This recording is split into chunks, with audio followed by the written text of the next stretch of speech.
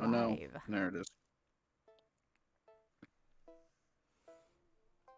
Did you Can say we're live? everybody hear me? If you can hear us, let us know, guys. Let us know if you can hear us, and let us All know right, if the music's fine. I can hear us. So You can hear us, okay. yes, I turned up the volume. Welcome everybody. How's it going? Today with me, I have Mina. Alas, Filia is not feeling well, so keep her in your thoughts and prayers. Send her some good vibes. So like I said, with me today as my host, I got Mina and our very special guest who just released a book called Coyotes. We got J.M.Nelson in the house, guys. Hey everybody, how you doing? So, Jam, how you doing today, man? I'm doing okay. Doing okay. Surviving this crazy freaking heat wave that what Yeah. most of America's been dealing with recently. Yeah. Hasn't been oh so bad where I'm from, but I mean, could be worse, but it could be way better. That's for sure. Right. My air conditioner, my car is broken, and it was like 99 degrees here today, and I'm just like, well, I'm driving in hell. But what we usually do is we'll have you tell the fine folks about yourself, and while you're doing that, I always ask the guys in the audience to think of any questions that they may or may not want to ask you. Sure. I'm J.M.Nelson. I'm an author. I write books. I've written short stories. A lot of my short stories have been narrated here on YouTube, mainly in the horror genre. Been featured on the Dark Somnium a number of times, Creepy Ghost Stories, Dead Men Talking, and Madam Raven. Yes. And yeah, I'd say most popular story is probably Among the Court of the Stag King. But the Fourth Pyramid and the Monolith seem to be pretty popular, as well as in the Shadow of the Necropolis. I think that one's kind of a cult favorite over on Creepy Ghost Stories channel. Love all of them. Yes, definitely. Madam Raven's just got a voice that I can't I don't compare to. I don't get to listen to a lot of Madam Raven, but I do listen to a lot of Creepy Ghost Stories and a lot of Dark Somnium. So I listen to them too. It's just I got lost in one of her story series and kind of haven't found my way out of it. That's how it goes. That's how it goes. So, Jam, out of all the stories you've written, do you have a favorite one? Honestly, I think probably A Song for a Student is probably my favorite. Even though that one was never released like in print anywhere. That one I gave exclusively to Ronnie or the Dark Somnium for him to do music and sound effects for. Nice. See what he could come up with, and he knocked that one out of the park. But yeah, I'd say probably A Song for the Student is probably my best short story. Probably. I can't say I'm familiar with that one, so I guess I know what I'll be listening to tomorrow at work. Yeah, it's different. I wouldn't necessarily say it's a horror story. It is. I mean, it's got horror elements, but it's not. It's not. I wouldn't say it's not spooky or anything. It's not to me. It's not like the They're Stag different King or stories, anything. though. So I like yeah, the it's different stories, though. different. They give you a nice break from the normal tropes and gives you something different to listen to. I always find those ones to be my favorites.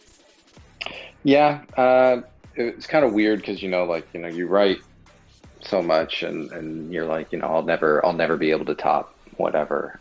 Like for a long time, it was like I'll never be able to top Stag King when it comes to I think atmosphere and I think emotion as well. I feel like Stag King is just like oozing with it. And then I wrote A Song for a Student, and I was like, well, probably not going to be able to top that one. In fact, that was actually my last short story that was released. Nice.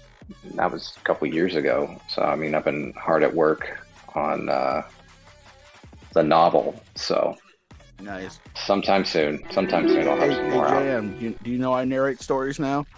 I do. I do. So if you ever got a story you want to send my way, nudge, elbow, wink, wink. I gotta write them first, man. I gotta write them first. But I do know what you're talking about, because I assume you know that I write a lot of my own stories. I am aware. Yes, I've heard quite a few. I wrote one that's called "Passing the Mantle," and before that, I wrote one that was called "Sticks and Stones," and it was like literally based upon like sticks and stones that break your bones, but words will never hurt you.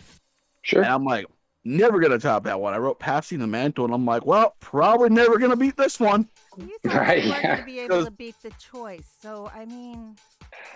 Passing the Mantle is so different from my normal type of stories, because it's just a simple premise of what if death wasn't immortal, and it's just like this soul comes into his realm and he passes the mantle of death onto this other soul. Literally the whole point of the story.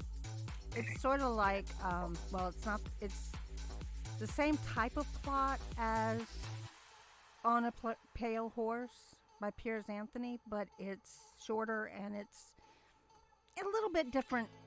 He's taking it from a different direction than Piers Anthony did. Interesting. And that's not saying I love Piers Anthony, but I like PA's writing too. I like your writing. I sometimes like my writing. Let's say that. I think Go ahead, man. It's funny that you mentioned that, like, it's just different than what you'd written before, and it's always kind of hard to kind of get out of that shell, I guess, of kind of like what you've been, or like what you're comfortable with, right? Like, right. So for example, like the Stag King, right? I had like 7 or 8 drafts of that. Each time kind of getting outside of the comfort zone with each draft. And then by the last one, I said, you know what, screw it. I'm just going to have the deer come out of a damn tree. I think that's kind of weird. And I really thought that it was going to be hated because it was just so bizarro. But it worked, and just kind of went from there. You got to take those risks, and I think it helps you grow as a writer, right? Getting outside that comfort zone, breaking away from genre or whatever it is that you're used to, really goes the extra mile. And then you give somebody something unique, and it tends to work. Yeah, and I wasn't sure how that was going to work out. I just had this idea of like played off the question, is death immortal? And this one I was like, no. I mean, he lives for a very, very long time, but eventually he has to, find a replacement. And I wasn't sure how that was gonna pan out, but it was well received. And like I said, there's rare times where I'm like, I write a story and I'm like, I fucking love this, but it was one of those times. And I actually go back and I've listened to it a few times, not because I love it that much, because my good friend As the Raven Dreams joined me and he killed his lines. So nice, yeah. Has there ever been anything that you've written that you've absolutely hated? Yeah, all the time. I don't release it. Yeah, there's tons of stuff. There's a handful of stories that I had written to be included in Seven Spires when I was compiling everything for that. And there was quite a few that did not make the cut just because I did not like them. And there's still a couple in there that I'm like, I don't like that one that much.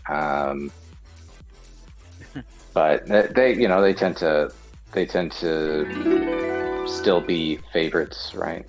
So I'll still get messages on Reddit and stuff like that, like, hey, this one story that's like this one offshoot that I had, it's great. Still got it around, so kind of nice. So this is just a random thought, but because I know there's been a few stories I hated, and I've still let people read them and they really loved them. Would you ever just consider making like a random like book of stories that you're like, nah, like these, but maybe other people will, and just put them in like a book of short stories you're seeing. Probably not. So the thing is that when it's for me, like if I don't like it, the reason I don't like it, I'm a big structure person, right? I'm all about kind of like laying out exactly what's going to happen in an outline, and then kind of building through it with subtle hints or whatever, right? Foreshadowing, all the stuff. And if I do not like a story, there's something flawed with it structurally. Yeah. And so it would either need a rewrite or a completely reworking, or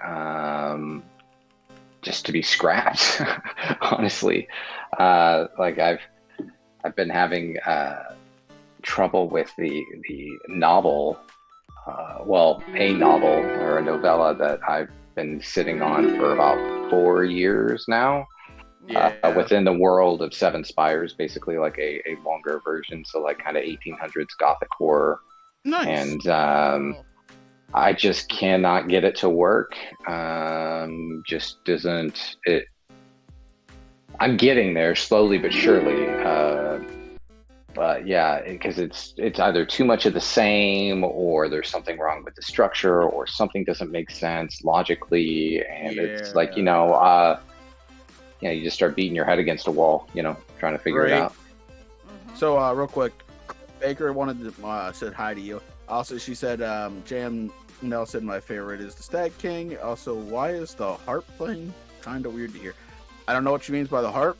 Why is the harp playing? Is that what the music is maybe right now?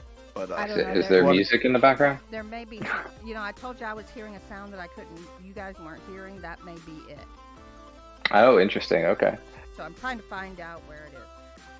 But yeah, she wanted to let you know that that the Stag King was her favorite of the stories that you've read. I'm glad. I am glad. Stag King is the crowd favorite, and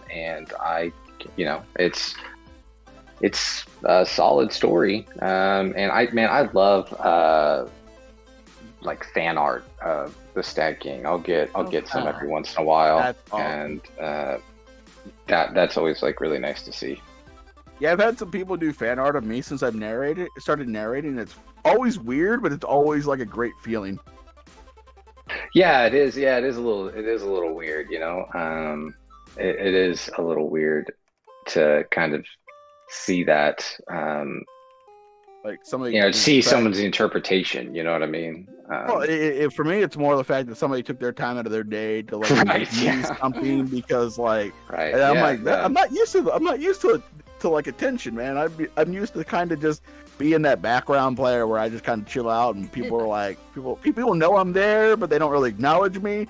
For the longest time, that was my comfort zone. I'm starting to come out a little bit more here, and get used to the spotlight, but it's still weird.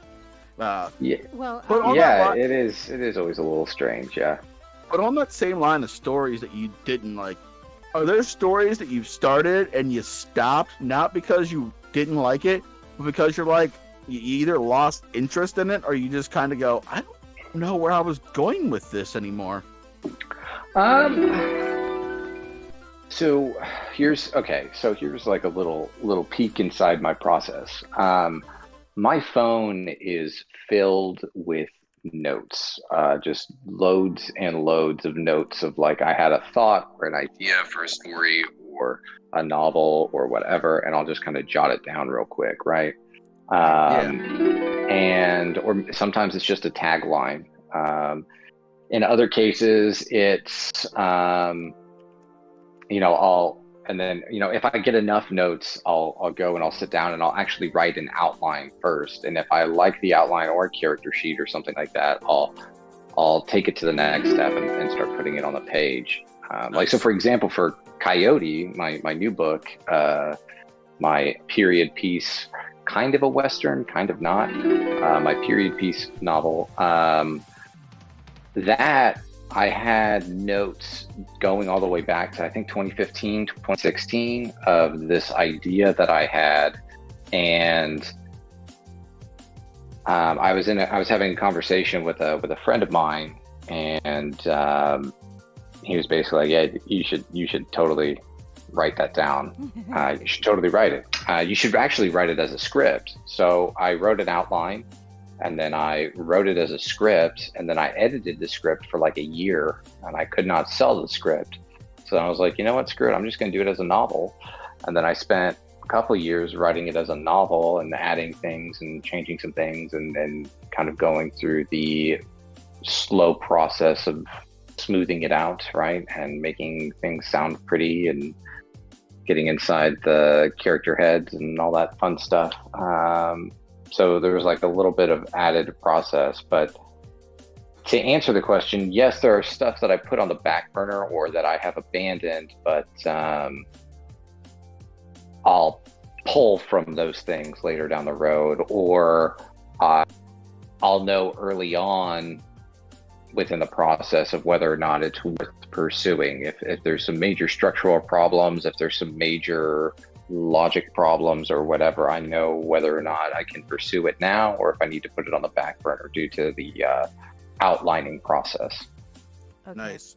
So, And this is the perfect time for a shameless plug. I just put the link in the chat. It's If you guys want to there. check out the book Coyote,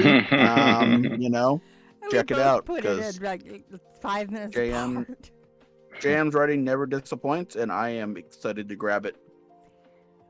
So, you're talking. I've had times when I've had to actually sit down and go, okay, this year, this date, this happened. This year, this date, this happened. This year, this date. And it had nothing to do with what I was actually writing, but it made the coalition of what was going on. Like, so-and-so was born at this time, but the story is taking place when she's like 18 or 25 or something.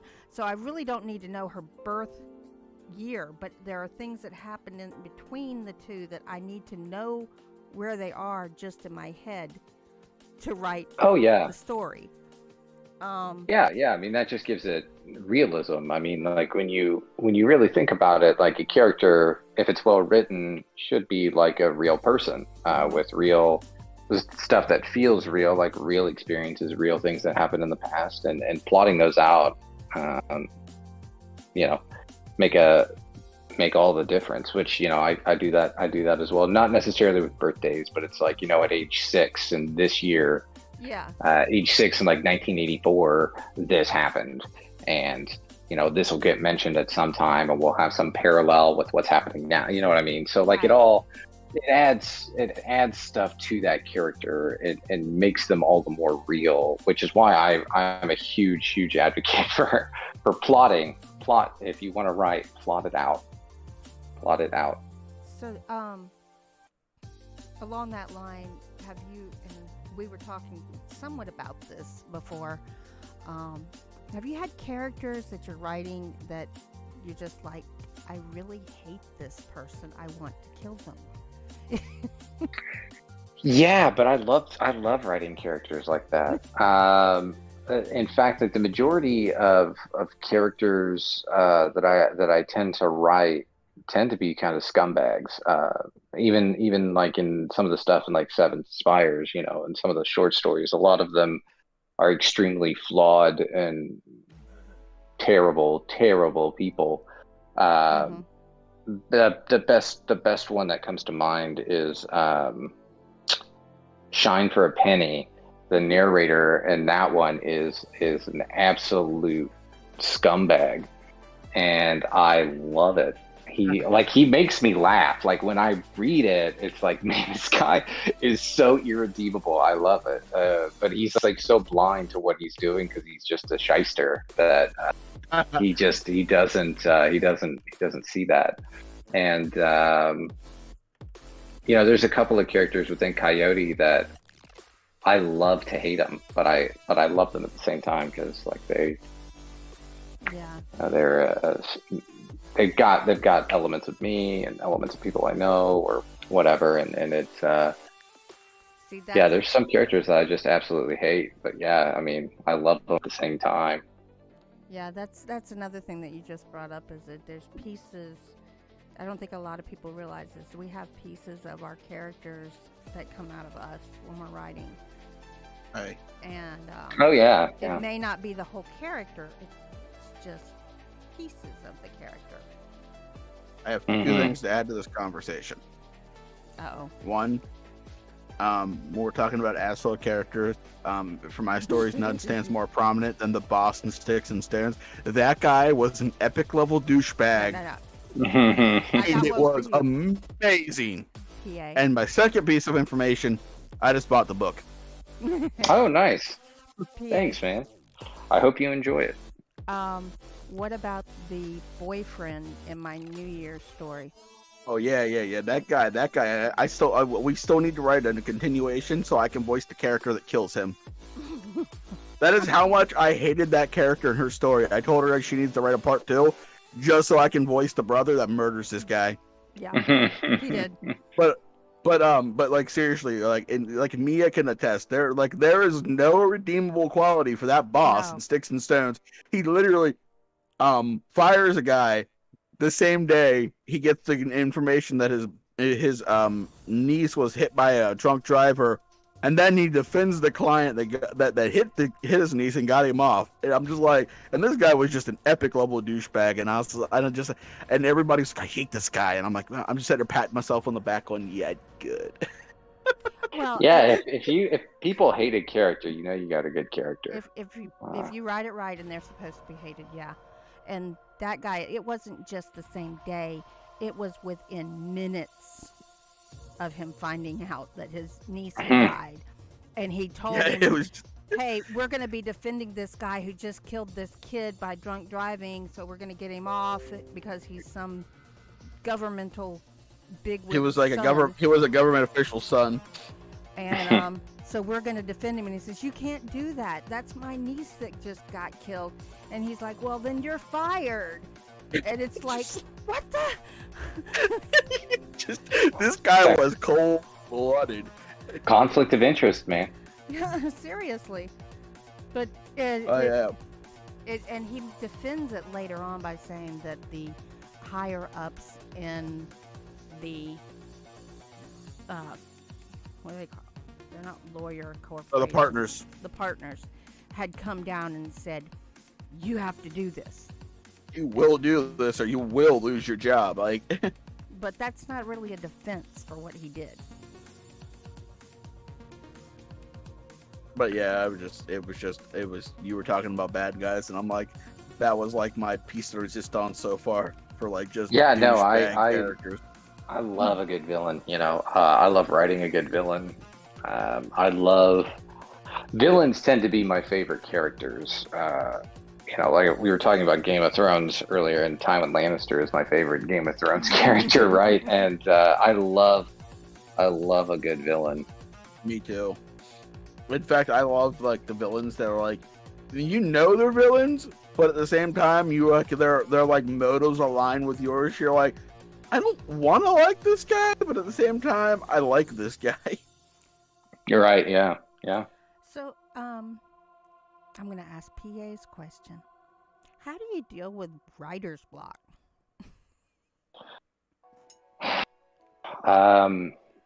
Alcohol. I don't know. Writer's block is one of those things that everybody deals with differently, I suppose. I mean, there's 100 different ways that you can deal with it, but usually I just tell myself I got to write, whether it's within an outline or just putting words on a page or working on a script or doing whatever. Just setting a goal of like, you just write 1,000 words today. That's it. Just 1,000 words, see what you can do, build from there. Even if it's garbage, you can just delete it tomorrow and try another 1,000 words. Give it a go, you know? So basically the way I deal with writer's block is just trying to stay active and having a beer or two. That reminds me an awful lot like of how one of my good friends, Steve Stockton, he will make himself write for 4 hours, hours. for 4 hours a day, He also will make sure he reads a lot. That way his brain stays active. Yeah, I was told by and he's not a very he's actually a famous author, but he's not a very popular lately. Um, that if you want to learn how to write a story, read. Oh yeah. If Oh you, yeah, for yeah, sure. and don't necessarily. Actually, he's the one that turned me on to Octavia Butler because he's like, this is the same, sort of the same thing that you're writing, but it's a completely different universe and a completely different way to do it. Hmm. You're Also, writing a vampire. This person is a changeling. You know. yeah. So, Sure. Yeah. so yeah, I found that helps a lot, and also surrounding yourself by like talented people who can help you brainstorm an idea when you get stuck is very helpful. But just real quick, what's up, Ray? How you doing, dude? Ray Beeman's here. He's another amazing author that I really love. Yeah, and Awesome. Raven is doing one of his stories today. Yeah, Oh, he's cool. Ray's writing me a story for my channel. Nice. I'm so, but yeah, I just find surrounding yourself with people who are very creative helps with writer's block as well. It does, so I mentioned earlier when I was in the early stages of Coyote, I I started writing it as a script first for a Right. film. So it was a screenplay, and a friend of mine, really big into film and production and all of that. I actually sent him my first act when I had it completed, and I was like, I'm not going to tell you anything about it. Just read it and seriously let me know your honest feedback. And because I was like, I don't know if this is going to work. I don't know if it's going to work. And sent it back. It was like, dude, I think you've got something. You got to just keep going. And then finish that first draft a couple weeks later, and then started the whole process of rewriting and changing things and doing structural things, and you know what I mean. So, but yeah, having a solid base of people that you can talk to about your work always does go a long way. Um, so yeah, I mean that's part of the process, being able to talk things out. If she's not here today, but CCG has been getting on my case lately because I haven't been in Discord, and she says that when I'm in Discord, she has creativity and can write. But if I'm not when, in when, when Discord, Mia is her writing muse. which is kind of funny because I'm usually in there writing something or working on audio or working on a video or something, and she's like, I just need you to sit in here with me so I can write. And I'm like, but. Yeah, I mean, there's just, some people that like when you talk about things or talk about ideas, it could kind of just, it sticks, right? Like Mm-hmm. you'll get something or they'll say something and you're like, oh my God, that's it. Even if they don't Yeah. mean it, you know what I mean? That's why my phone is filled with notes, Somebody will say something to me and I'm like, hey, let me write that down real quick. Have you ever I need to used save that. voice to text to do that? No. So I'm kind of, I guess, a dinosaur when it comes to that. I have to write it out because I have to see it visually, even if it's like shorthand notes and stuff like that too.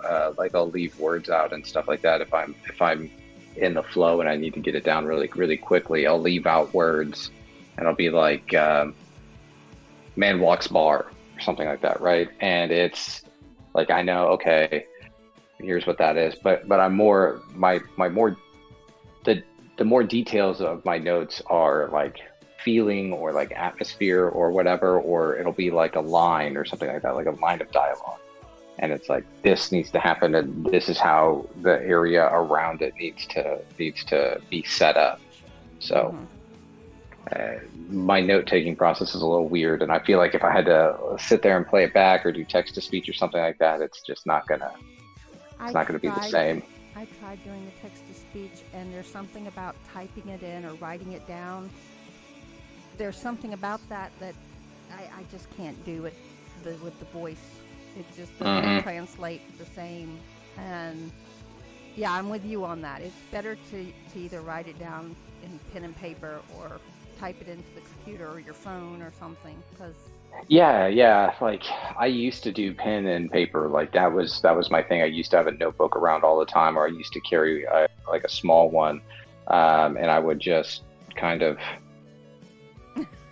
you know, yeah, jot things down on the go or whatever. And then, with the iPhones and things like that nowadays, I just, I was just like, oh, one day I left my pen and paper somewhere. I was like, oh, I can't get to it. I need to jot it down. I just put it in my note, and I was like, wow, this is actually pretty easy. Way easier, way less cumbersome to haul a notebook around. I was carrying a 5-subject notebook in with my college stuff because that's where I was writing. Yeah. So we've got a question from Ray Yeah, I Beeman. was gonna say, yeah, Ray has a question.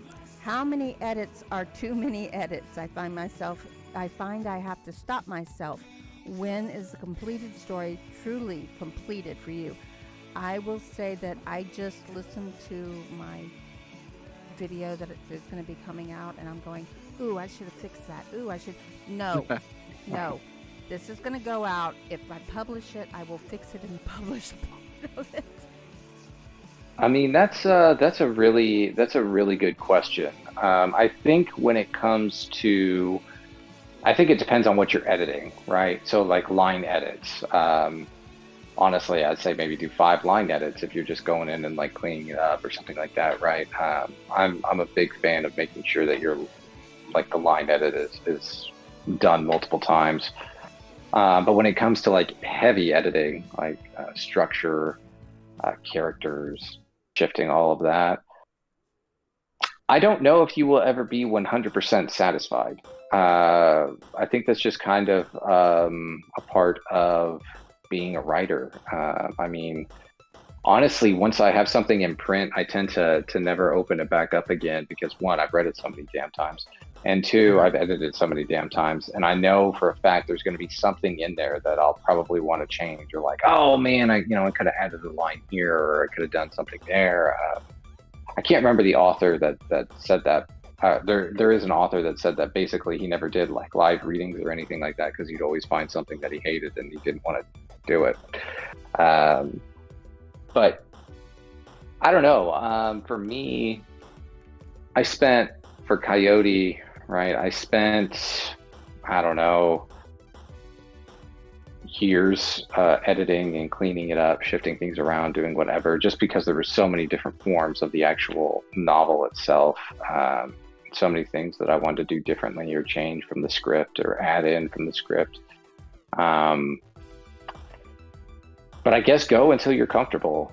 If you're not comfortable with a piece, like I said earlier in this stream, I won't release it if I'm not comfortable with it. But I guess when you're comfortable, you'll never be 100% satisfied. But when you're satisfied and you're comfortable with it, and you can at least say, I'm proud of that piece. I think that's enough edits. However many edits that takes, I think it depends on the person. But just once you're proud of it. Right. So for me, when I sit down, I don't ever generally, for like my short stories, have like an outline or anywhere I want to go. I have a small concept in my brain, and I sit down and I just start writing. And I start, and whenever I finally feel like I hit the natural conclusion, I'm like, all right, done, bye. I usually know where it's going to end. I don't ever know where it's going to end. I'm just like my brain. As I'm writing, my brain goes this idea, and then this idea, and then this idea, and I'm like. And I finally get it in, and it's like, and this is how it ends. And I was like, all right. And then I ship it over to my sister, who edits it for me. Yeah, I don't know. Like I said earlier, I'm a huge plotter, and I guess I'm like Mia, where I know what the ending is going to be, or I have a general idea of where I'm going, or what I want the end to be. So for Coyote, I knew. When I was done with the first act with it as a script, I knew what the end, or like I knew where it was going to end, like the physical place that it was going to end, but I didn't know, I guess, what the significance of that would be. And then about halfway through, I was like, I know what it is. I know what it is because it's natural and it flows. Mm-hmm. But it's also, I needed to make sure that you hide it. You don't want to play your cards too early and all of that, right? So Right. Yeah. Okay, that brings another question. okay, You're self-publishing, right? yes, I am. Have you ever worked with a publisher? So no one will take me. That is So they're a Yeah. all. That's shame. because they're That all. sucks. That's because they're So all idiots. well, here's the thing. I have been trying since I was about 18 years old to get a legit agent and a publisher. And that's why Coyote took so damn long to get out the door, because I had the novel pretty much written and finished last fall. I think is when I put the final word on the page out of the final edit, and I just need to do the last few line edits or whatever. So I started, hunting for a number of agents, and since Coyote isn't horror, it's a period piece. It's a Western, kind of, not really. It doesn't really follow normal Western conventions, but it takes place in the Old West. So call it what you will. I had a number of doors that I could go with it. It's also literary fiction, so I have a lot of avenues to go with that as well. And so I started sending out letters after letters after letters. And there was quite a few that I knew wouldn't take it, or I might get the chance to send a few chapters or whatever. And the last one I had saved this person that I was like, because they had queries closed for a while, and they opened up. I was like, okay, well, if this person declines me, I'm just going to self-publish it, because this is a shoo-in. But particularly the prompt of what they were looking for was exactly what Coyote is. It's a historical period piece. It needs to be engaging. It needs to have more internal, I guess, conflict, as well as some engaging outward conflict, all this other stuff. There was like a long list. I was like, man, Coyote fills almost everything on this list. This is pretty much the book that he's looking for. It even hit the era. It was like in the 1870s to the 1880s. And I was like, I've got it. I've got it. Even the setting and everything too. So I was like, oh, this person's really gonna really like it. So I mailed them. They asked for first 50 pages. I sent him the first 50 pages, and he was like, I love the concept, but I hate your writing, so I'm gonna pass. And I was like, oh, that one stings. That one stings. He's like, that's just my opinion. It's just not for me. But I love your idea. And I was like, all right, that's fair, I suppose. Did he say why he hated your writing? No, they tend to not do that. They, it's just usually short and sweet with the rejection letter. But I've had rejection letters. That one actually took the cake. The worst one I ever had was when I was 18, and I sent out a novella for publication, and I just got a Post-it note sent back on the manuscript for the first 50 pages, and all it said was no thanks. It's great. Wow, that's great. That's better. That's great. At least I guess. Yeah. So, I mean, basically, after poor luck with trying to find an agent or a publisher, I was just like, I've got to get Coyote out. I've been sitting on it for so long. It's probably the work I'm most proud of. It's a really strong story, in my opinion. So, I just had to get it out, and I wasn't going to wait anymore. I wasn't going to wait. So as soon as I got that rejection letter, I called Ronnie, and I was like, hey man, you want to do an audiobook? And I started working on the audiobook, started doing the final line edits, and got it ready to go. So, I mean, I had at 27, I had an agent, and she handed me back the book, and she said, it's great, it's going to go if you get it published, but I can't do it. I can't handle the subject matter. It's a horror book. And she said, I just can't handle the subject matter. It's too gory for me. And I'm like, too gory? I didn't think there was that much blood in it. Yeah. To me, there wasn't.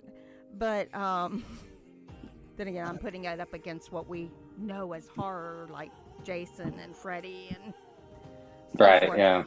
But, I was talking to someone this week. I've got a book that's up for contract right now. And one of the questions is, how is it going to end? And I was like, I don't want to tell you that. I want you to read the book. And then I'm like, no, I really have to tell them if they're going to sell the book. Right.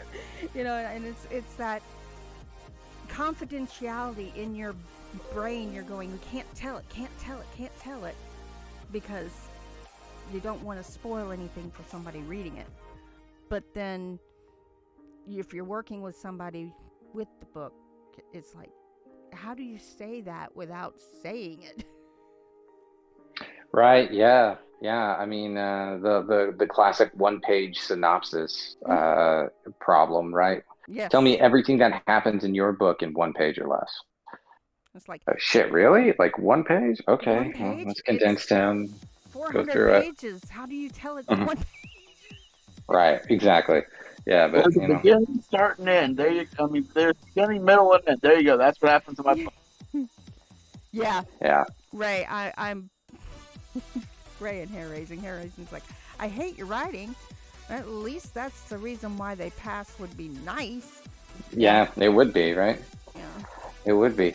Yeah, I mean, it wasn't like a style thing or a structure thing or whatever. It was just, yeah, I don't like your writing. Like, there's so many elements to that. If it's a structural thing, like that's fine. The Coyote's a little unique in its. I wouldn't say it's that unique, but it jumps around in time. I think pretty easy. But, that's not for everybody, right? It's like, like Woody Allen, right? Any Woody Allen movie, anything Woody Allen writes, like everything is like all over the place in time. Even George R.R. Martin, like he'll be like, they remembered this one thing, and then he'll talk about the memory for like 2 pages and then go back to the scene that they're actually in. Right. I mean, I'm not really doing anything like that within Coyote, but it is a frame narrative. I have a timeline in 1875, and I have a timeline in 1873. So, and it jumps back and forth between the past and the present. So I know that's not for everybody, but I've always wanted to do a frame narrative. I think frame narratives are tough, but I think that they are wonderful if you put the time and effort in to structure it right. So. The answered so much right there. And PA's over there being quiet because I think he's having a fanboy moment. Oh my goodness. Yeah, Ronnie loves reading your stories. I can definitely say that. And on that line, this is something that we've been talking about with writers, do you read it out loud before you say, okay, that's it, I'm done? Kind of. Sometimes. Not always. So, I'll read like a excerpt here towards the end of the stream from Coyote. And it's going to be weird because this sounds so ridiculous.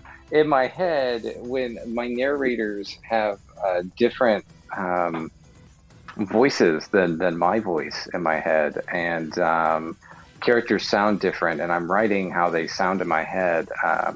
So like when you're like, so for example, like the Stag King or like any of the stuff from Seven Spires, that narrator to me in my head sounds like James Mason or something. Doesn't sound, it's not my voice. So I don't like hearing it out loud all the time. But I have in some cases because I'm not 100% positive on how it'll sound or if the flow is right, but so. Yeah, I get that. Also, I'm being quiet over here because I'm trying to resolve internet issues. My internet dropped a couple minutes ago, so I had to get on my phone. And the thing about the thing about Ronnie, which kind of you mentioned that earlier, the Dark Somnium, man, he's been narrating my stuff for so long, and his production value is so incredible. Yeah, So it is. when he had mentioned to me that he was thinking about trying to get into the audiobook game and like not necessarily do horror, and it was like, well, I've got this book, so I kind of kept that in mind and kept it in my back pocket, and then I brought it to him, and he is doing it. I've heard the whole raw audio, and he just puts so much into it. And he's doing his sound design. He's working on a soundtrack for it, and Wow. it's all sounding so beautiful, and I can't wait to get that all out there. Like, that's really exciting.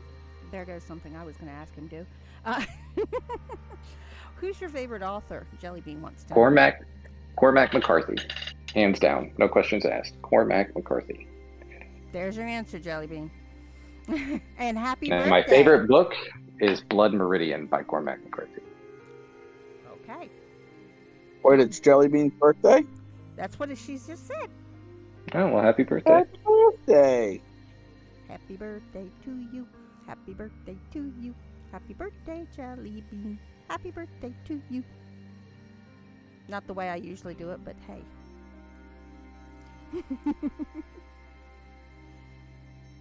21 today. Oh my goodness, you're so young. Oh, she lies. Ray.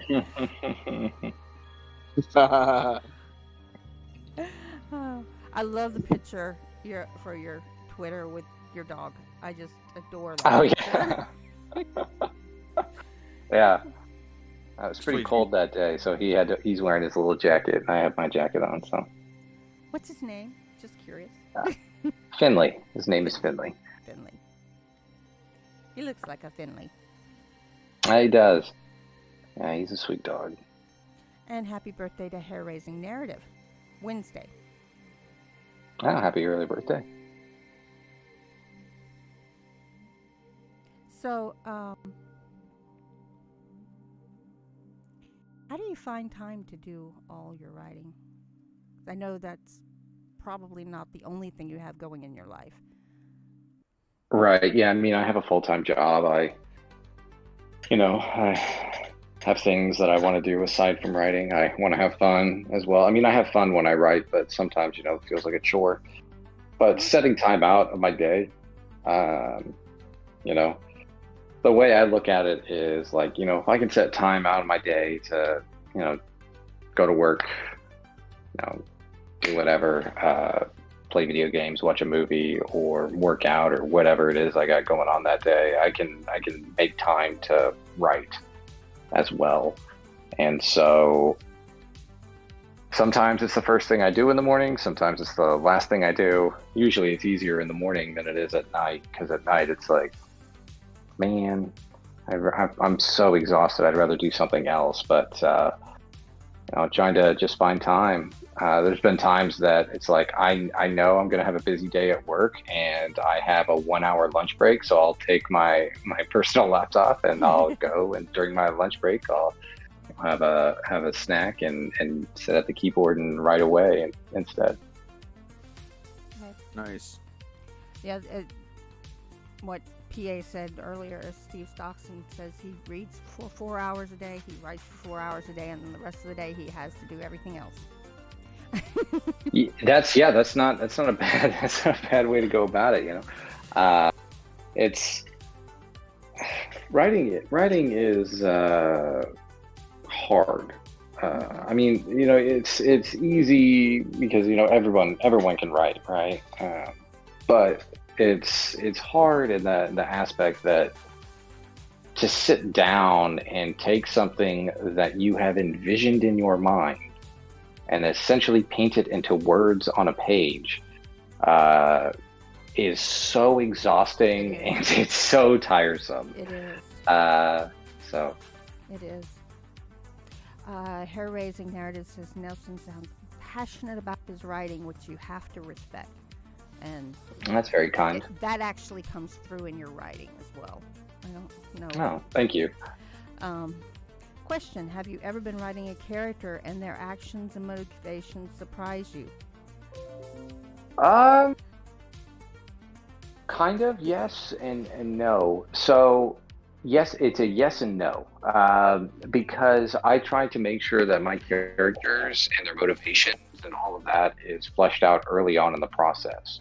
However, there have been scenes that I've been working on, and it's like, that character wouldn't do that. This is what they would do. This is where we're at. This is how they would react. And those things have changed, and that's been kind of surprising when they kind of take a life of their own. A particular character out of Coyote, just for example, did surprise me quite a bit with some of the actions and things that he said. That the character is Jack Tanner, who's the main antagonist, and he surprised me quite a bit with some of the, I guess, like, in the process, I felt like I knew him, but then it turned out that I knew him way more than I thought I did, and that he would actually do this thing instead of that thing. And that was surprising. But I try not to be surprised. I try not to be surprised, but it happens, I had a character, and I thought I had all the relationships in the story read out, and I'm doing this scene, and I'm going, wait a minute.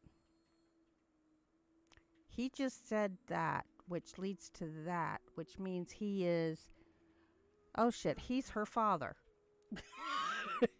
No, right, yeah.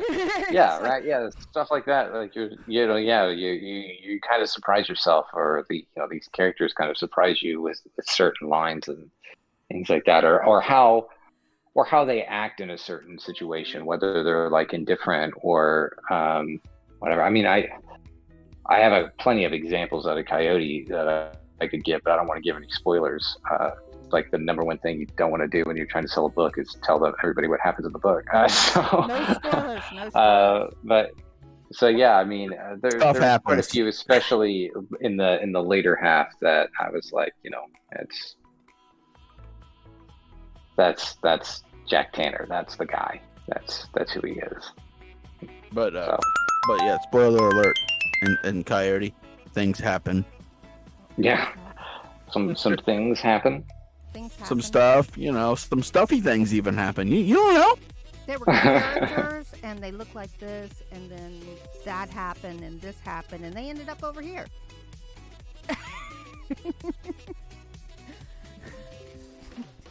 What do you mean? That's what happened. So they go from point A to point B, right? That's how it goes. That's how most of my stories start. Is I've got a beginning, which is usually a chapter long, and I've got an end, which might be a paragraph long.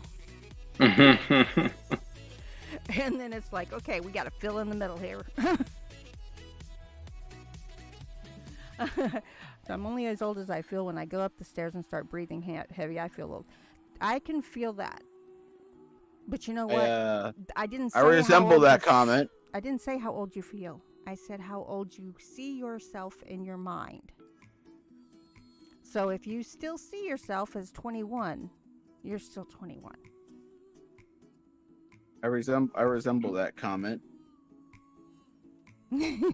about the going up the stairs and being out of breath. Oh, I don't have stairs in my house for that reason.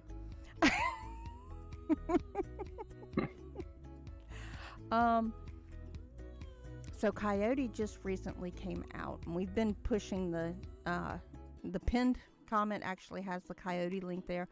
I went to your website and pulled off your Amazon link from there, and PA's like, it doesn't work. And I'm like, what do you mean it doesn't work?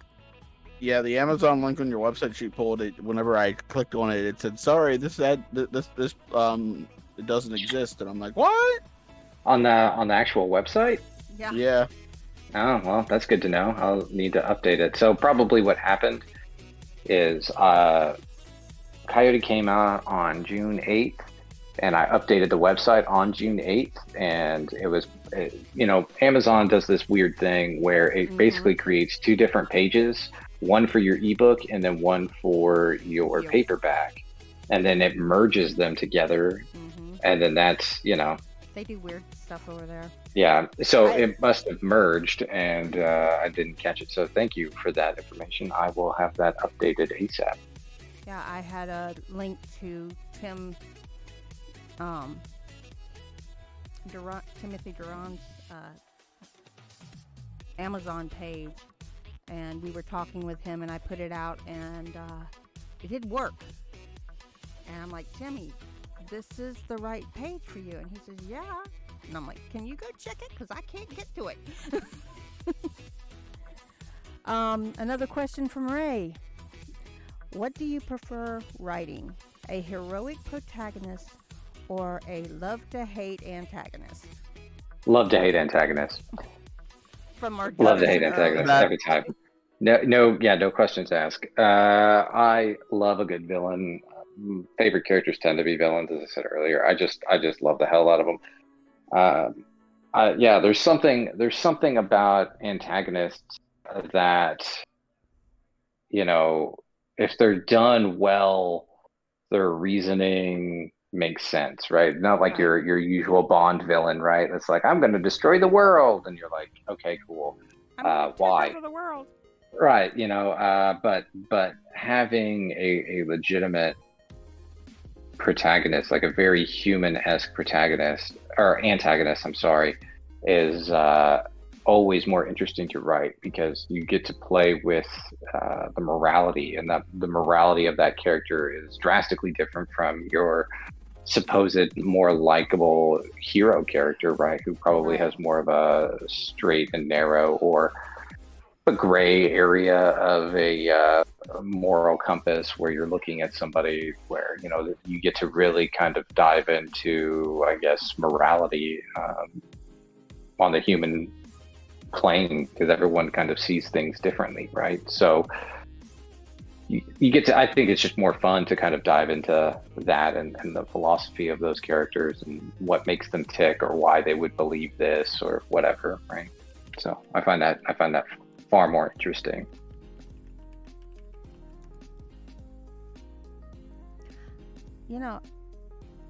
I've got one story where the protagonist is the one you're gonna hate. Oh, I've got a couple of those.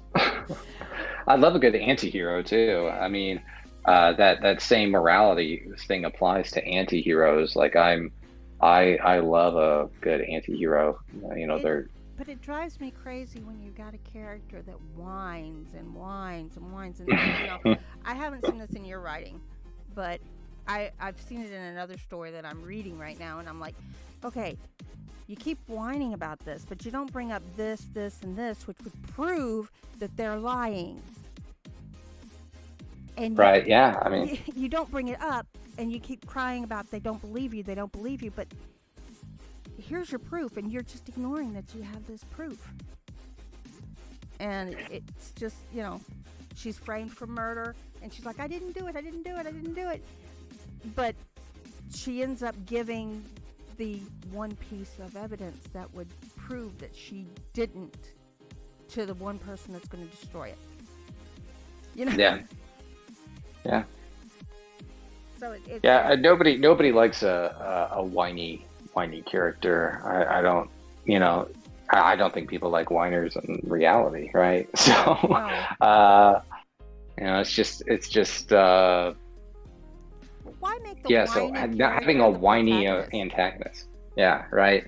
Or nobody wants a whiny antagonist though, so you might as well make it your hero. That'd be like the worst antagonist ever, right? Right. All they do is just whine. Well, you got me monologuing. It keeps stopping me from taking over the world. That would be terrible. You keep making me monologue. Wait a minute. Did I just monologue? You want to take over the world? Why does this asshole make me monologue everything?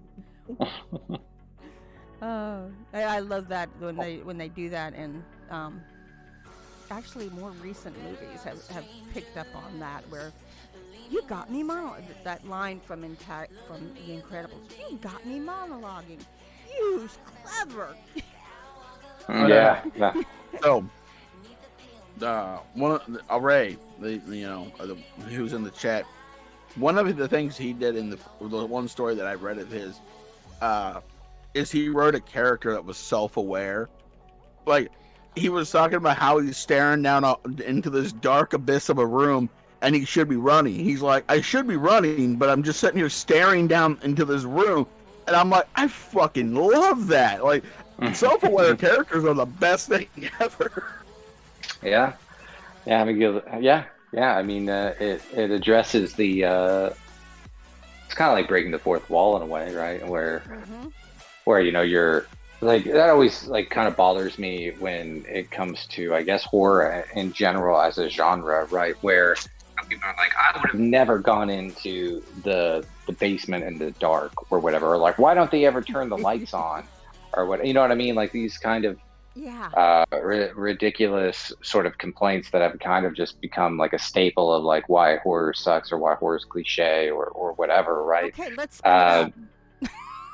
Yeah, right. Yeah. Why? But usually with these like self-aware and horror and stuff like that in general, I think you kind of get that more within novels and things like that, or short stories. You're able to kind of explain why somebody would do that, right? So like if you're in your house, right, and you think that there is a monster outside, you wouldn't want to have the lights on in your house because you wouldn't be able to see out the window as clearly, but that monster would be able to see you. But that doesn't get explained on film, right? So, it's people just kind of... Why would you go outside if you know the monster is outside? Right, yeah.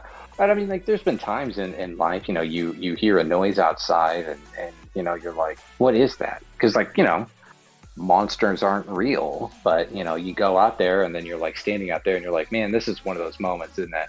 This is one of those moments where I get mauled by, like, a giant man bear pig or something on trying to investigate a weird noise I heard outside. This is it, isn't it? I'm one of those people. There was this TikTok, right, that I saw, and it was it was a mother saying, my kids are afraid of the dark and they won't sleep without the hall light on. And it's like, well, little do they, they're like, and it's like, he's like, what? You think you think these monsters are like, oh, there's a 60-watt bulb there. Let's go back to hell. They tortured us again. Right, yeah. They're like, no, that's like a fucking dinner light. They're gonna be eating your asses while we're just getting to the darkness out into safety. We can start a new family. Yeah. Yeah, we're like, let's hide under the blankets, right? Because nothing can penetrate the cotton, Oh yeah.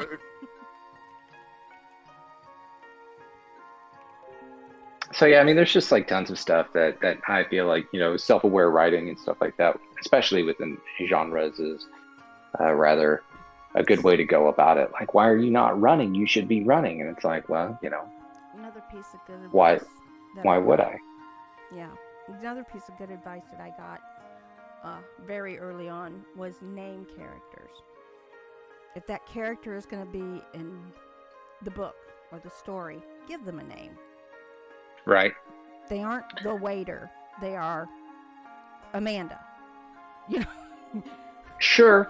I think to a degree, right? I think it kind of depends, right? So, like in modernism and I guess late realism as well, in like the turn of the century, like 18 to 1900s, and then post World War I when we get modernism, the unnamed protagonist kind of comes to the center, and then I kind of carried over into postmodernism and kind of what we're whatever the hell we're in right now. Like the unnamed protagonist is very, very common with stuff like that, or having characters without names, named their profession or whatever. I think that sort of concept it still applies because I think it adds an interesting layer of mystery, but it also gives you that window to project your own thought or your own personality into that character, which is kind of why that sort of happened, the sort of every man or woman type character, right? But it's not for everything. So I do think that, yeah, like if you do have a reoccurring character, they definitely need to probably have a name, but I think it depends on your genre. I think it depends on the purpose, which is like another thing that like a lot of people don't really take into consideration is what is the purpose of you putting this on the page, right? I always tell students and the like that if you know, a lot of people know what they want to write, but they don't know what they want to say. Right. And that's like that is the biggest thing when it comes to writing. But within that is also purpose. Like why would I want the waitress to come back, right? Why would I need her to come back into the story? Do I need to give her a name? What would be the purpose of giving her that sort of identity, right? But as long as it fulfills its purpose and the purpose is figured out, then yes, do it. But yeah, I mean, I think that it's the double-edged sword, right? You can have the purpose of not having a named character or a purpose of having a named character. And I think they both have their own validity and their own respective genres, I suppose. I had a question that was posed to a writing group that I'm in. And I'd like, just because you said all that, you getting this. Do you feel that it is the writer's responsibility to teach a moral lesson with their writing? There's always a moral lesson within writing, usually to a degree, right? And whether it's moral or philosophical or whatever, there's always something there. But I can't remember. Maybe it was Chekhov, maybe that said a good writer never answers questions, but they ask them.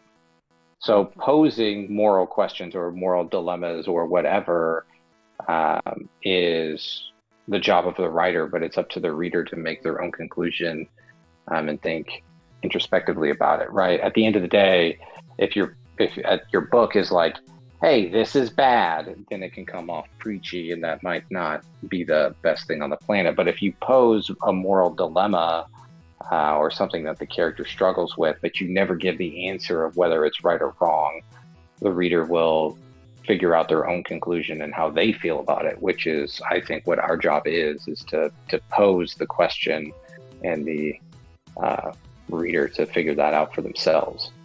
I would like to ask the question that I had a history teacher in college who taught by asking questions. Mm-hmm. Yeah. He'd come in. We were responsible for reading the material. He was not going to read us the material or go over the material. He wanted us to ask questions about the material. So started a conversation about it. Yeah. You had to be prepared when you walked in there, or you're going to look like a stupid idiot. Mm-hmm. But one of the things that taught me was I seemed to learn more.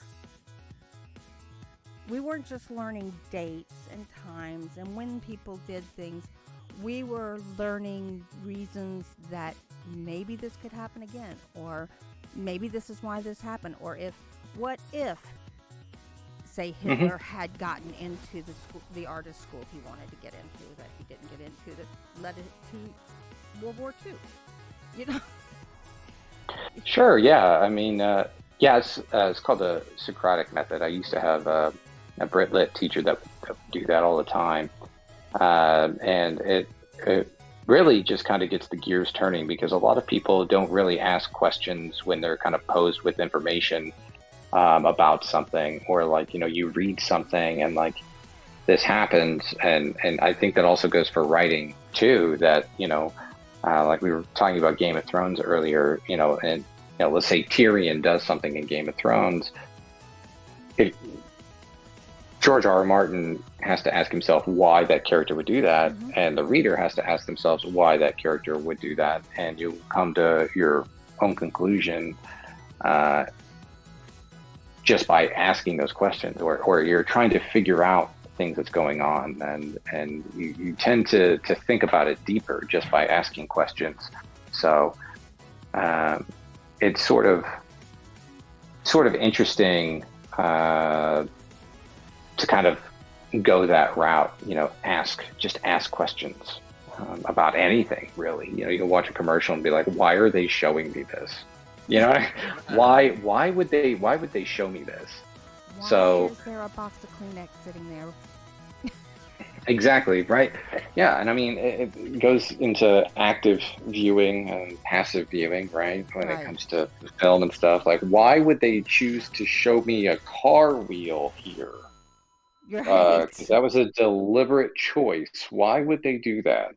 And it sort of gets going, gets your gears turning, and makes you look at things differently. And if you ask those questions while you write and kind of play that game with why, well, what if, what about this, or what about that, or why, it's sort of it adds another layer, and you really get really intimate with, I think, your writing and your piece, because it makes you see it from all angles instead of just the angle you want to present, I suppose. Gonna take another question from Ray. Ray's hitting them tonight. What is your thoughts on foreshadowing, egotistical posturing, or carefully structured writing? A little bit of both. All of them. I think so. Foreshadowing, you have to have it. In my opinion, you have to have foreshadowing to a degree. But the problem is, right? The problem is when the foreshadowing is too heavy, that you basically play your hand way ahead of time. Right. And not only does it ruin the story, but it's not being used properly, because a lot of times when people think of foreshadowing, they don't think of what foreshadowing, I guess, is essentially there for. It's not necessarily just to be like, hey, I'm hinting at the end, which is like what a lot of people tend to do, but it should be the early remnants of maybe where a character is going, right? Like, if you have a character that has a fall from grace, you can foreshadow that maybe they didn't turn in their taxes on purpose this year, something like that, right? Like, well, that's a small thing, but that's foreshadowing that maybe they will become a corrupt banker later down the road, or something like that, right? But it adds more to the story or the novel or whatever it is that you're working on to have that, as long as you are aware of what that purpose is, aside from just hinting of where we're going to go. You're essentially laying the seeds for what will happen. I was always going to say, I always use foreshadowing as a hint at the larger picture, not just the end, but like the larger picture overall. It's just like a pullback for a second, so you can get a glimpse behind the curtain, but not too much. So you're like, what was that about? And then you just pull back into the story. Well, Are you a Marvel fan? I am not. I mean, so here's the thing. So I grew up reading Marvel comics like crazy. I saw like the Sam Raimi Spider-Man movies, stuff like that, back before like the Marvel Cinematic Universe was a thing. I did see the Avengers, and then I saw Avengers 2 Age of Ultron, I think, and I noped out of that pretty quick. And then I saw Guardians and Guardians 2, and that was pretty much it for me. Not my thing. So far, the movies that I'm into are the Guardians, the Doctor Strange movie, and the Ant-Man. I think they did those ones well, but the other ones I'm just Go ahead, Mia, sorry. One of the things that they've put out on Disney Plus is the Loki series. Mm-hmm. Yeah, I've seen commercials. They brought out the fact that Loki is basically a shapeshifter, and he can shift, not only shape and look like other things, look like animals and other people, but he can also change gender. So they're Oh, okay. quote unquote making him gender fluid. But if you have read the comics, you knew. and if you look at the lore, you knew that Loki had this ability. And people are saying, oh, it's posturing because they didn't foreshadow it in the other movies. Well, they weren't ready to bring it Not up. posturing. He's a shapeshifter. It should come. There should be an applied already idea that he can shapeshift. Therefore, this man could turn into a bloody dragon if he wanted. Well, he turned into a horse, had relations with his favorite horse, and birthed an 8-legged horse. Yeah. So Right. this was mythology. This isn't even Marvel. So I don't think that that's kind of like not out there because he does the same sort of things in the comic books. Hey, spoiler alert, Mia. People don't use their big boy brains when they're thinking. They get angry just to get angry. Yeah, I know. Yeah, fan bases nowadays are pretty rough, man. I'm a huge Star Wars nerd, and I have a really hard time with the fan base more than half the time. So You and me both. I watched some of those newer movies, and I'm just like, you know what? I'm out. Bye. yeah, they're not good. They're My gonna be favorite movie redoing is them. one of the newer ones. My favorite movie is Rogue One because I just like the fact that there were no Jedi in it. It was all the human element taking on the Sure. freaking like super dominant force of the Empire. The Sure. nice thing about Rogue One, other than that, is it answered a lot of questions we had from before Hope. What happened before Hope? And then you've got this line that a lot of Bothans died to get this information. Well, that's kind of code words. Not really. Yeah. You know. Hey, Josie. All right, so Hey, it's my bestie. we're going to stop the questions for right now. Ray has something that he's going to read for us. And Did you call him Ray? I think she Ray. did, but that's Yeah, all I right. did. I'm looking at the chat. You can't read the chat and talk Yeah. at the same time. Yeah, I screw that up all the time. You're JM fine. has something that he's going to read for us from Coyote, you said? Yes, I'll read something from Coyote from chapter 4. So I'll set the scene a little bit. This scene is pretty much my Act 1 climax. But Orson, who is the main character, is a runaway, and he has taken up with the Tanner Party, which are a group of buffalo hunters, and he has just finished his first buffalo hunt and is now learning how to skin animals. And there's a little surprise in there, so I'll just get to it. All right. Orson removed the blade from the gut of the beast. He handed it back to Jack, who wiped it with a worn, dusty cloth before placing it back in its sheath. Bill turned his back to the two and began to walk away without a word. Jack followed, and Orson did too. The wagon approached the graveyard from down the hill. Master sat at the reins. Nobody was next to him, but Orson saw Charlie peering over the back of the wagon. Jack called to the two. "Come on then, boys. Get down here. Parker asked something for us." Masters and Charlie mounted from the wagon. Jack waited for them to approach, letting Bill head off to the other side of the clearing. Once they all stood together, no words were exchanged. They followed Jack over and through the dead that surrounded them. Master stood at his side while Charlie and Orson walked together behind them. Orson glanced to Charlie, but the kid kept his head forward, only looking to Jack. His eyes were lost, staring not to the man but through him. Shame seeped from his pores more than the sweat that ran down his face. Jack stopped at a circle of dead bison.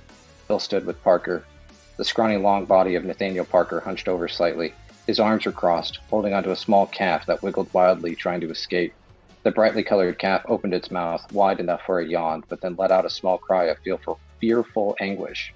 It was not the only one, for a dead female lay nearby, and around it, a small red fur calf cried out as it pranced around its fallen mother. It nuzzled its nose against hers, expecting a response, not understanding life or death. It screamed and cried as if it refused to vacate the killing field.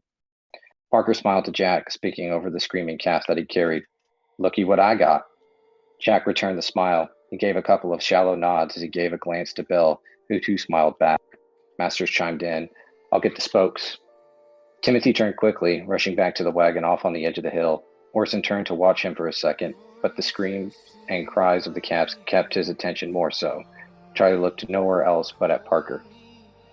The calf screamed again, and Parker tightened his grip. He fumbled for a moment, but stabilized and said to the two new members, "The thing is, I saw you boys hesitate today." Orson and Charlie stayed silent. Parker nodded his head towards Charlie. "And if I heard it right, this little lamb here cried his heart out." Charlie only stared at Parker, who spat. Jack chuckled. Orson spoke up, finding some courage to defend himself in his action. "I killed plenty today." "That you did, Orphan," Parker sneered, "but I saw that hesitation." "You was a mile away," Orson told him, stone-faced. He did not fear Parker or his attitude. He did enough to impress Jack, or so he thought. "Wasn't no mile, Orphan. I saw that first shot. You's weak," Parker told him. He then turned his head to Charlie. "Not as weak as this little lamb, but you still weak, and we got to get that weakness out." The calf in Parker's arms began to buck a little bit. He struggled for a moment to hold it as the small brown calf swam in the air with his two front hooves. It wasn't going anywhere. For Parker, though scrawny and thin, was all the strength needed to hold it. The other red calf continued to cry and kept on as Bill swiped it upward, holding it in his arms in the same fashion as Parker. The little beast screamed, its tongue slithered in its open mouth as it did so. Charlie stood emotionless. His voice rattled in the back of his throat, hollow. "What is this?" Orson turned his head, hearing Masters approach. In the young hunter's hand, he held two wagon spokes. They were smooth, cut short too. They were probably made from the same shaft of wood. They were gnarled, browned, and reddened on one side. He smirked to Orson, who he caught looking. Masters approached Jack, handing him the spokes. The leader then turned to Orson, handing him the shaft of wood. He then gave the other to Charlie, who took the spoke without question. Jack patted the young man on the shoulder and said, "You gonna beat them calves to death." And that's all I'll read. You said shaft of wood. Sorry. You said that, and I chuckled to myself. Also, I see what he means. Terrible writing, just awful. I'm joking. I absolutely loved it. I'm really excited to get the book. I hope so. Talking when I've got the mic muted. Yeah, that was cool. And it got into a little bit of what you actually do when you're preparing that animal, which I like that. I like the mockery. It was fun. Well, see, that's something that I think some people don't think about is our characters live a life. They do things. Yeah. You know, one writer that I'm reading makes a big deal about them taking a shower every day. I mean, every single day in the book, they start by taking a shower. You know a thing not a lot of people think about in stories? Characters going to the freaking bathroom. You never see a character just go to the bathroom in a movie, really. It's just like, dude, that guy has to pee! Well, it's like, it's in this book that they're going to the bathroom, they're taking showers, they're da-da-da, you know, and I'm just like, and then I realized she's marking the days by that action. You know, when I wrote the piece on the Ides of March, I learned some things about ancient Rome that I didn't know because I had to go look it up. I had to make sure that I was somewhat factual, even though it's a fiction piece. Bringing in that bit of factual information that we need. Bring in that reality. Mm-hmm. Yeah. To prep for Coyote, I read quite a bit about, bison hunting and how it worked, and watched a couple of the documentaries and looked at some numbers and stats and railroads and all sorts of different things that come into play and how it operated and how it worked. And this is a painstaking process, but it is needed. Yes, it is. I feel bad when I read a story and it's obvious the person has no idea what they're talking about. It's like I'm hurting for you. A little research goes a long way. It's like that Well, driving a car, okay? No, that's not the way you drive a car. Yeah, you can't just do it like that. It doesn't work. Because when I'm in behind the wheel, Well, you also have deer that are after you, so you're running from the deer. running from the devil. I mean, deer. Deer are the devil. Instead of going bison hunting, the deer are hunting PA. Yes. instead of hunting the deer hunt my car. Wasn't that a video game from the 90s for like Windows 95? Where it was like a buck that like would hunt humans. You guys remember that? I think there was. I think it was a video game, yeah. But yeah, he has been hit so many times. It's like, oh, the car's in the shop. What? A deer? Oh God, not again. Yeah, most of the time they just nick something that's not expensive, like my passenger side mirror, or just something not that bad. The last time the deer was like lying in the bush waiting for me, and I just drive by it, and it's just like, poop. There was like no stopping or anything. It was just like it was in front. It was like it was inches in front of my car. There's no way I could stop it. Right. Well, is there anything you want to ask us?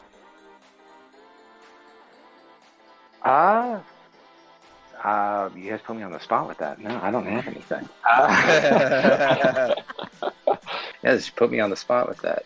Maybe we should warn them before we get We on like the to air. put them on the spot. Yeah, because it's like I could ask like a terrible question, but like there's no point. I need a good question to ask, and I don't have one. I didn't prep a good question. Well, PA is going to ask you that question. He told you it was coming, so Yeah, Right. So what would a world look like if alligators and crocodiles could fly? Terrifying. I'm sure they'd have like duck hunting or something like that, but with alligators, right? dive bombing alligators. It would drive by a whole different context. Well, would the meat taste different too, though? It'd be a flyby. It'd be like you'd be sitting there. Next thing you know, you watch your friend's head just get taken off by an alligator, and you're like, looks like they got another one, little Jimmy. I'm thinking Would about the something meat else. taste different? Like Ooh. alligator kind of tastes like chicken anyway, so would it taste more like chicken? Because now, and then like, could you have a gator wing? Like, what would that taste like? Would that be like Wait a a delicacy? minute. Flying alligators, flying crocodiles. Those are dragons. And then they mutate into like the size of a car, and then they breathe fire, and you're like, well, I'm uber boned now. Yeah, I like Goodbye, alligators. humanity. It was not goodbye, humanity. It was definitely not a pleasure knowing you. One of my favorite butters. It's not really a butter. It's a spread. Is made with alligator meat. Interesting. Yeah. Sky fry. Wait, that was a wolf? I just had this, birds mess up your windshields with excrement. Mm-hmm. Can you imagine that coming from an alligator or a crocodile? Crash! You just hear boom. You're like, There's a new windshield Jesus, we need. got another one. He took out my engine. Oh my gosh. You see, we're coming down to the silly question. Down to the wire. Yeah, we're down to 5 minutes. Gondor or Rohan?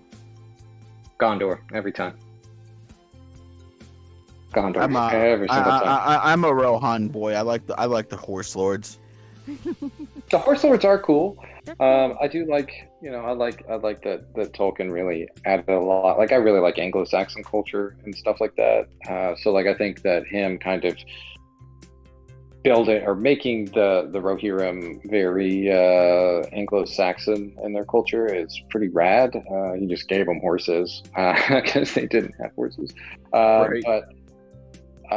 So I really do like their, I guess, their culture and who they are, but there's something about Gondor and kind of coming from Numenor and the blood of the Numenorians and this sort of high place within society, but everything's kind of crumbling around them, and like the world is ending, and they're just kind of sitting there and waiting, and they're alone until, I mean, obviously the Return of the King, spoilers, but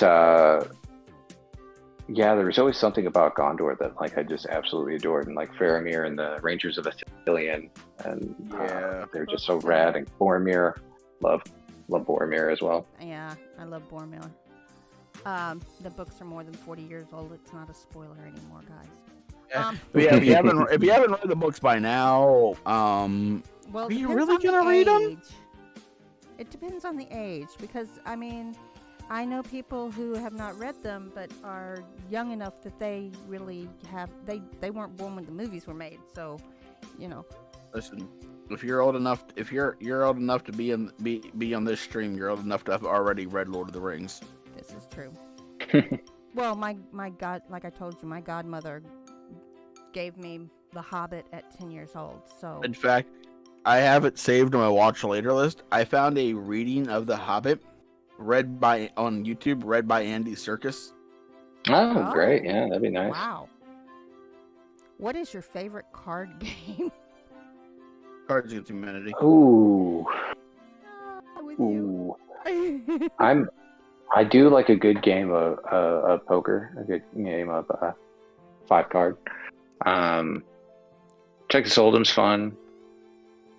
Blackjack, blackjack's really simple, but yeah, have a martini while you play it, and it's like the most thrilling thing in the world. So I just like my answer was literally Cards Against Humanity. That's mine too. Oh yeah, that's a fun one too. Yeah, because I never get tired of just proving to people how awful of a human being I truly am. Well, it's also, you look at the cards and you're like, I have absolutely nothing here that would answer any question that I would answer. I like throwing out the random cards and then winning, because I'm like, that wasn't funny to me, but okay. Mm-hmm. Just learn something about your personality. I think that's more what it is about. It's learning about others. What was your favorite, in your opinion, what was the case in Pulp Fiction? Or doesn't matter. It doesn't matter. I've never doesn't matter seen with Pulp Fiction, so. So. No, don't. I mean, it could be anything in the world. But the fact is that, like, I mean, I think my favorite one is that it's Marcel Wallace's soul, right? Could be drugs, because I mean they are drug runners. But I don't know. I kind of like the supernatural element to it. But I believe it was Tarantino. When he was asked that question, he was just like, "It doesn't matter. I'm never going to answer that. It just doesn't matter. It doesn't matter." Because it doesn't. At the end of the day, I mean, like, what's in the briefcase doesn't really add anything to the story, which is kind of interesting when you really think about it. Because you would think that it would, but it really doesn't, and it's kind of ingenious, really, which I think just kind of goes back to Tarantino's writing. He's rather clever. Reminds me of Seven, where out there. What's in the box? And what's in the box? They don't actually show you, but you know what's in that box. Yeah. Well, he tells you what's in the box too, right there. But yeah, you know what it is before he even tells you what it is. And Brad Pitt gets a little blood on his hands when he begins to open it and starts screaming and crying. Yeah, it's a great scene. Yeah, it's one of those like literally, it's one of those iconic movie scenes. Yeah. So we've enjoyed talking with you today. I've enjoyed being here. It's been fun. Definitely want to have you back. When's your next book? Oh, for sure. Books? Yeah. So, I don't know. I might have a novella or short story out sometime within the year. Who knows? Coyote, that took me 3 years to get out. So who knows? Who knows when the next one will be? Well, we definitely want you back before 3 years. Yeah, yeah. Again, Hopefully, I'll have some everybody- short stories out. So Well, we don't want to have again you just... but again, for anybody listening, the links are in the description. The links are in the chat. Check out Coyote. It's bound to be Yeah. a good ride. It's bound to be a great ride. it's different. Yeah, it's different than anything I've ever written. I'm really really proud of the piece. So I hope you guys enjoy it. I know I'm excited to get it. It will be here Monday. Awesome. Check out his other books too, because Seven Spires was, well, I enjoyed reading short stories out of it. So. Oh yeah. Seven Spires is what I'm most known for. People see me as a horror writer, which I'm kind of shooting myself in the foot, spending 3 years writing a historical fiction piece. When people know me as a horror writer, It's not shooting yourself in the foot. It's broadening your Right? horizon. Yeah. So Yeah. that kind I of mean, asks another question. Mhm. Do you feel that a writer should be put in a box?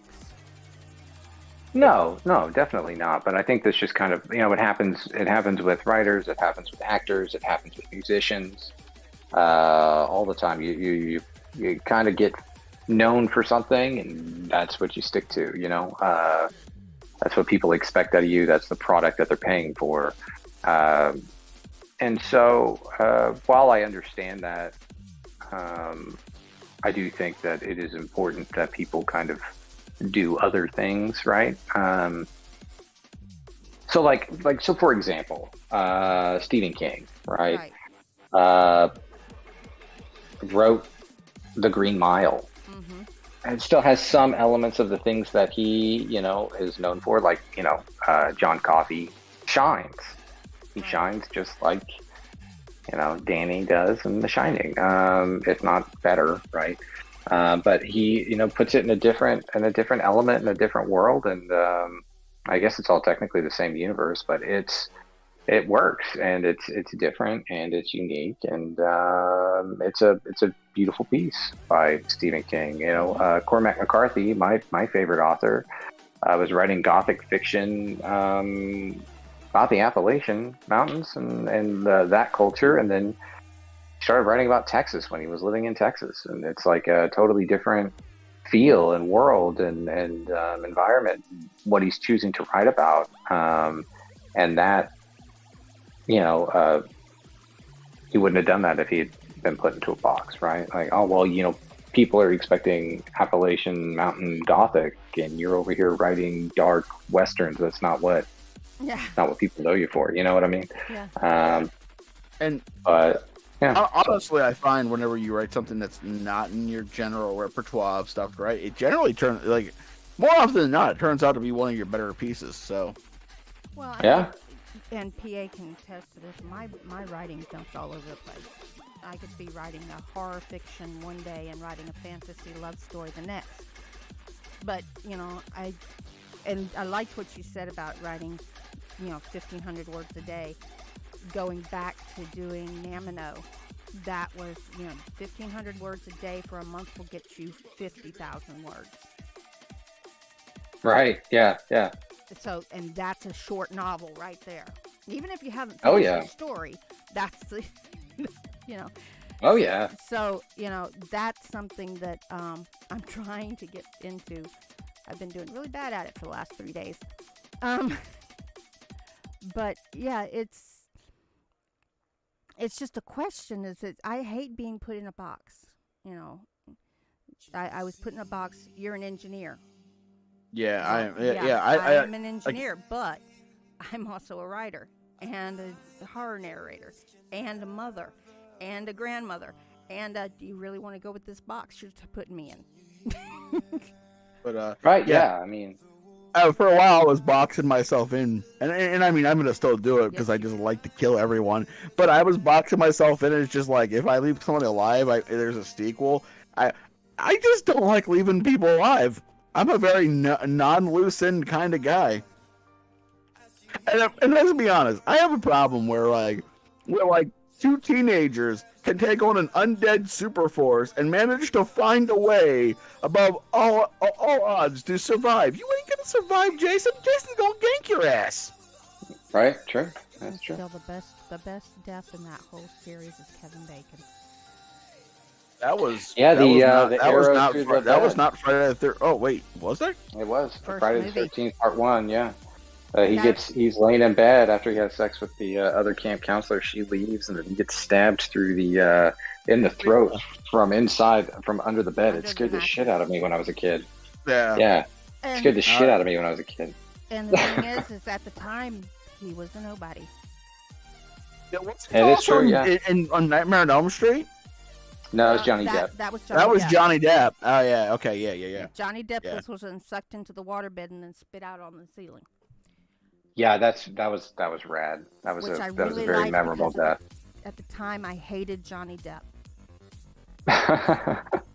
There was a long did you? time I hated Johnny Depp. He was on 21 Jump Street, and everybody liked Johnny Depp, and I did not Oh, yeah. like him because everybody liked him, and I liked Peter DeLuise. That's fair. And I was so sick of hearing about him. I didn't want to hear about him, and it took me years to get past that. And I think I started getting past it with Edward Scissorhands because I couldn't imagine Vincent Price being in a movie with a jerk. I just like Johnny Depp as Jack Sparrow. He always makes me laugh. The movies were not the greatest thing ever, but Johnny Depp made me laugh. Sometimes the movies or the stories aren't the greatest things ever, but they stay with you. That's If a the story good point. stays with you. Every time he's like, "This will be the day you'll never forget Captain Jack," and then he always just fell down or some shit. Yeah. It's like, all right, that was funny. I'm gonna give you that. That was funny.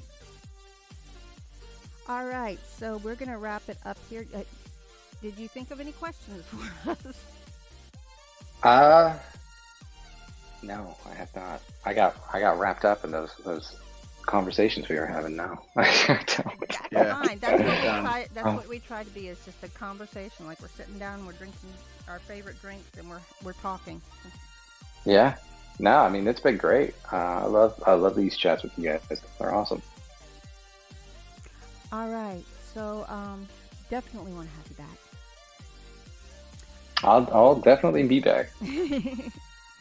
And, you're always welcome on the show, there, my good sir. yes, definitely. Glad to hear that.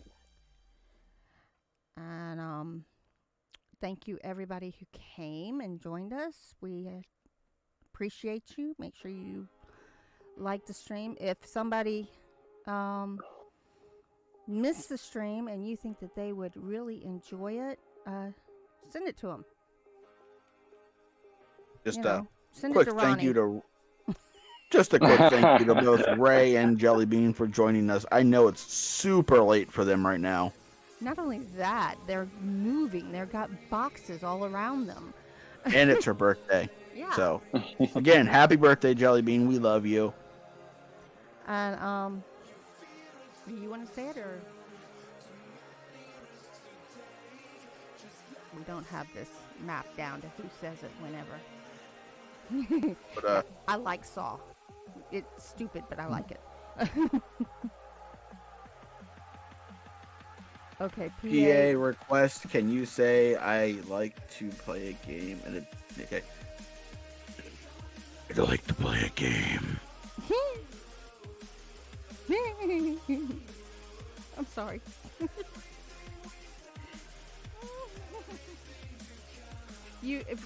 To understand Saw, you really have to watch all the movies Wait. in order. Let's play a game of hide the explosive in your cranium. And I still go back to, would you like to play a game?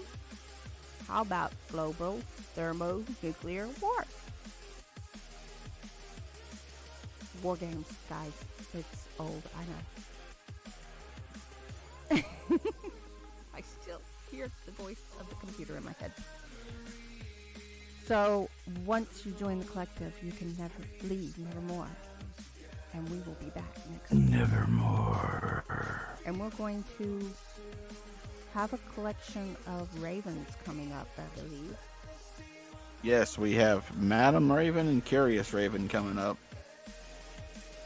Ooh, that'll be And after exciting. that, I might as well just bring on As the Raven Dreams. Yeah. Fuck it. You're I didn't gonna- see if I get a hold of Gentleman Raven. I'm really gonna try not to fangirl with Madam Raven. It's not gonna work, guys. Listen to her camping story. That it's not hers, but yeah. We'll I know talk. what you meant. We'll talk to y'all later, and we'll definitely have JM back sometime in the We love you future. guys. Have a good one. Love you guys. Be safe. Bye, guys.